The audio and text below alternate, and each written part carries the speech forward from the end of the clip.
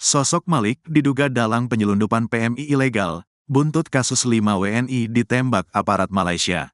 Muncul nama Malik dalam kasus penembakan 5 pekerja migran Indonesia, PMI. Hal ini terungkap saat pihak Kedutaan Besar RI di Malaysia, Atase Polri di Malaysia, melakukan wawancara terhadap 2 warga negara Indonesia, WNI, pekerja ilegal yang berada di kapal sasaran penembakan otoritas Malaysia. Nama Malik itu disebut-sebut sebagai dalang penyelundupan PMI ilegal.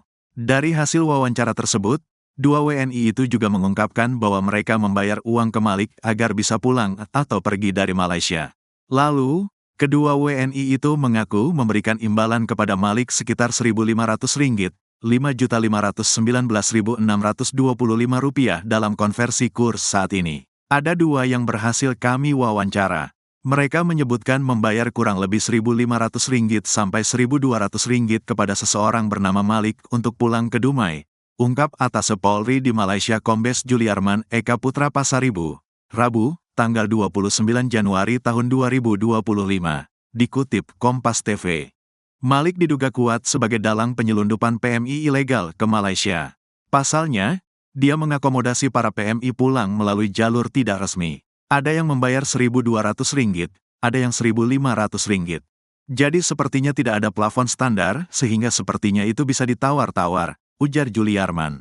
Juliarman menyebutkan, saat ini, otoritas Malaysia sedang menelusuri apakah Malik merupakan bagian dari jaringan penyelundupan pekerja ilegal atau bukan. Dia juga memastikan pemerintah Indonesia melakukan pendampingan hukum terhadap para WNI pekerja ilegal yang diamankan otoritas Malaysia pasca peristiwa di perairan Tanjung Ru itu.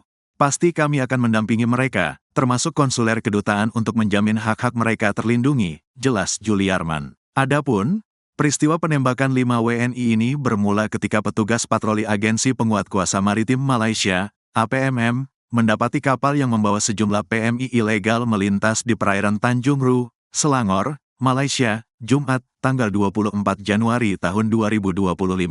Berdasarkan informasi dari kepolisian di Raja Malaysia, PDRM, APMM menembaki kapal yang diduga membawa WNI yang hendak meninggalkan Malaysia secara ilegal setelah diduga melakukan perlawanan terhadap petugas.